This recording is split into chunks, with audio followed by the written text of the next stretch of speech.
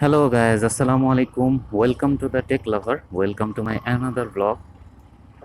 আশা করছি সকলে অনেক অনেক ভালো আছেন, সুস্থ আছেন। আলহামদুলিল্লাহ আমিও ভালো আছি, সুস্থ আছি। তো আজকে ফ্রাইডে, ইডেনে একটা কাজ ছিল।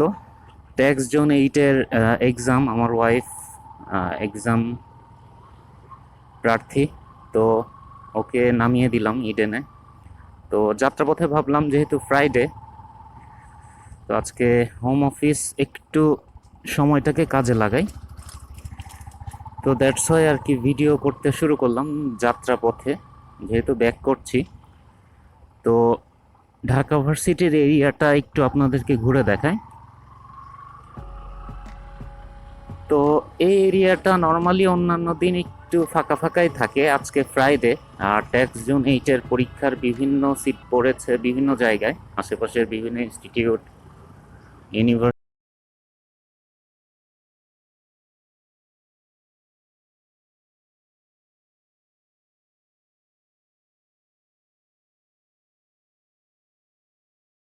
জন্য হল।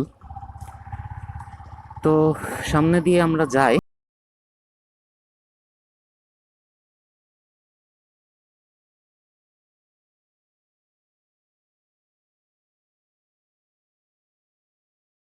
একটু ভিডিওতে ধারণ করে দেখাই ঢাকা ভার্সিটির এরিয়াটা কেমন থাকে।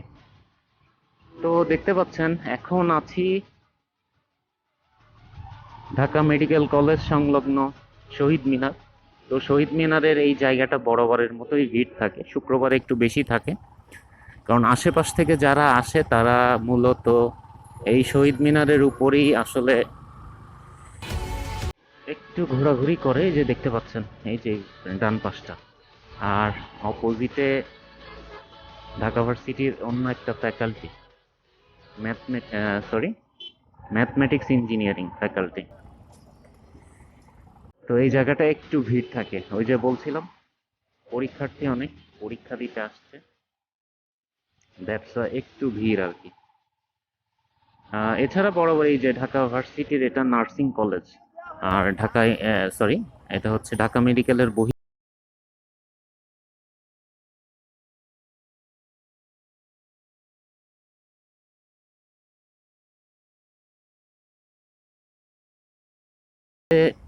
এএফ মুজিবুর রহমান গণিত ভবন। আচ্ছা, এখানেও সিট পড়ছে বাই দ্য ওয়ে।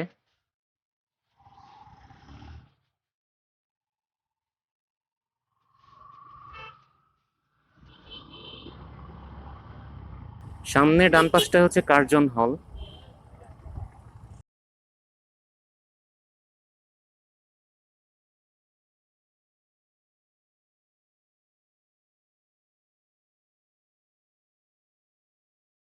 বলা হয় যেটাকে। আচ্ছা, যাই হোক, এই জায়গাটাতে খুব একটা প্রবলেম হয় না। আমি একটু ঘুরে আপনাদেরকে দেখাই। এটা হচ্ছে দোয়েল চত্বর।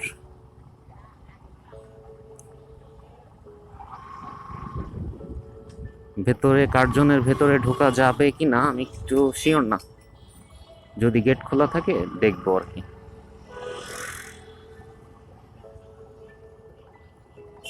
আচ্ছা, কার্জনের ভেতরে বাইক নিয়ে কি ঢুকতে দিবে?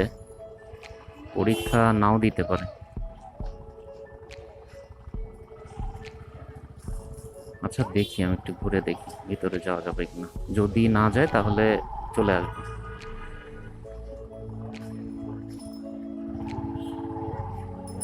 আচ্ছা, ঢুকতে তো পারলাম, সমস্যা নাই। একটু আপনাদেরকে কার্জনের চারিপাশটা ঘুরে দেখাই, সচরাচর আসা হয় না। অনেক আগে কিছু ভিডিও করেছিলাম, ছোট ছোট ভিডিও ক্লিপ আছে। আমি একটু ঘুরে আপনাদেরকে জাস্ট একটু চারিপাশটা দেখাবো। ঢাকা ইউনিভার্সিটির অন্যতম হল এটা, কার্জন হল। আচ্ছা, ভিতরে মনে হয়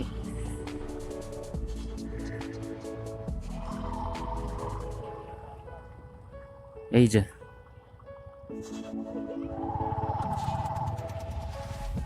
প্রাচ্যের অন্যতম একটা শিক্ষা প্রতিষ্ঠান। ঢাকা বিশ্ববিদ্যালয়ের কার্জন হল, এটা কেমিস্ট্রি ডিপার্টমেন্ট, রাইট। কার্জন হলটা অনেক নিরিবিলি, গোছালো, সুন্দর।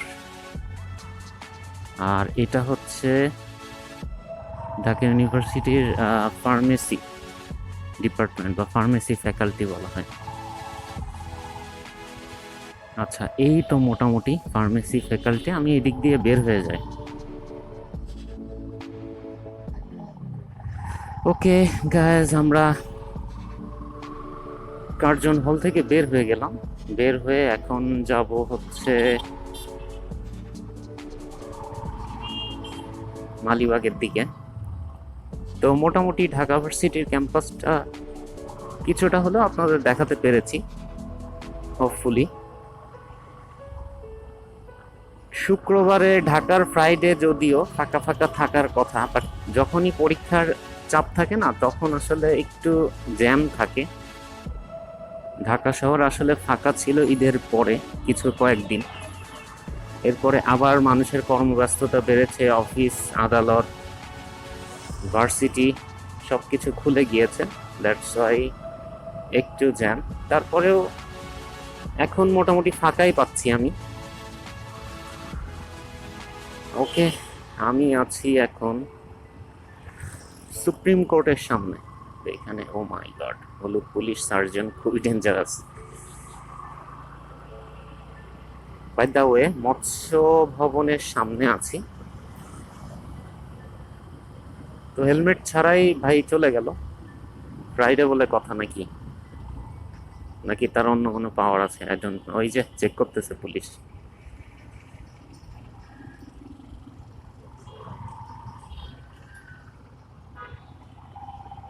সার্জন চেক করতেছে এখানে। আচ্ছা, যাই হোক, এখানে ভদ্রভাবে থাকা উচিত। সিগন্যাল ছেড়ে দিলে এক টানে বের হয়ে যাব, সমস্যা নাই। ওকে, ছেড়ে দিছে সিগন্যাল। ওকে, সিগন্যাল ছেড়ে দিছে, তো আমাকে তো যেতেই হবে, কারণ এখানে অনেক সার্জেন্ট আশেপাশে। বাই দ্য ওয়ে, সার্জেন্ট থাকলেও নো প্রবলেম, কেননা বাইকের registration, documents, driving licence, tax token সব কিছুই আছে, সো নো প্রবলেম। হেলমেট থেকে শুরু করে আসলে সেফটি মেনটেন করে চালানোটাই বেটার। আমি অনেকবার কথা বলেছি এইগুলো নিয়ে, তো এইগুলো আর নাই বলি। এটা হচ্ছে কাকরাইল যে মসজিদটা পার হয়ে গেলাম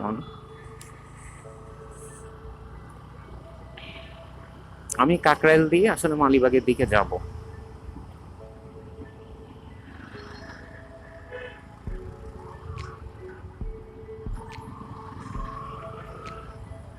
আচ্ছা, তার মানে ফ্রাইডে এখনো ফাঁকা ফাঁকাই আছে। দুপুরের পরে বা বিকালের দিকে আবার জ্যাম শুরু হয়ে যাবে, এটাই ঢাকার নিয়ম।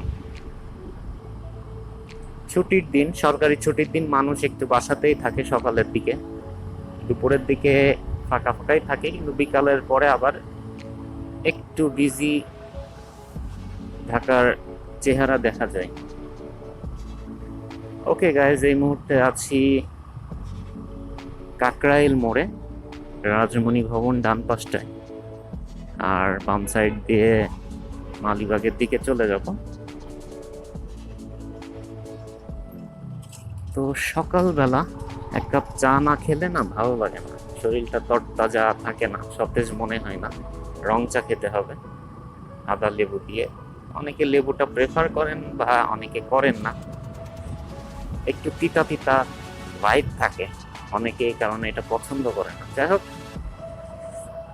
মোটামুটি ফাঁকাই বলা যায় ঢাকা, আর ফাঁকা রোডে বাইক চালাতে ভালোই লাগে, রাইড করতে।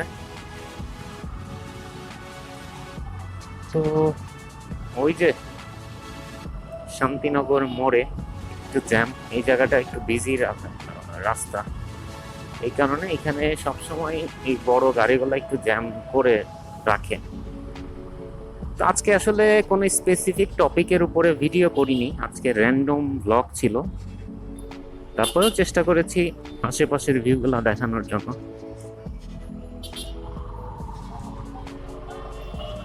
তো এখানে আবার কিসের জ্যাম লাগায় রাখছে? তরঙ্গ আচ্ছা, শুধু শুধু কোনো জ্যামের কোনো মানে বালাই নাই। যাই হোক গাইজ, অলরেডি অলমোস্ট কাছাকাছি চলে এসেছি, আর ভিডিওটা তাহলে এখানেই পজ করে দিচ্ছি। তো সবাই ভালো থাকুন, সুস্থ থাকুন। সময় পেলে আবারও ভিডিও দেওয়ার চেষ্টা করব। জানি না রেকর্ডটা আদৌ ঠিক মতো হয়েছে কিনা। সচরাচর ওয়েভ মোডে ভিডিও করা হয়, MP3-তে কনভার্ট করে তারপরে এটা ভিডিওর সাথে মার্চ করে আপনাদের সাথে প্রেজেন্ট করা হয়। বাই দ্য ওয়ে, এটা হচ্ছে MP3 ফরম্যাটে রেকর্ড হচ্ছে, দ্যাটস ওয়াই হয়তো একটু ত্রুটি থাকতে পারে, আই ডোন্ট নো। সুন্দর দৃষ্টিতে দেখবেন আশা করছি।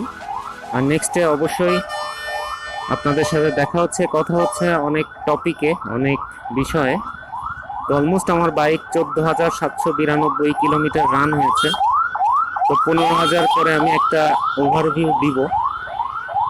Overall experience 15,000, ride experience share করব। তো বাইকের পারফরমেন্স, বাইকের ভালো মন্দ সব কিছুই আপনাদের সামনে তুলে ধরার চেষ্টা করব। সো আজকের মতো বিদায় নিচ্ছি। This is signing out, the tech lover. Take care, খুদা হাফেজ।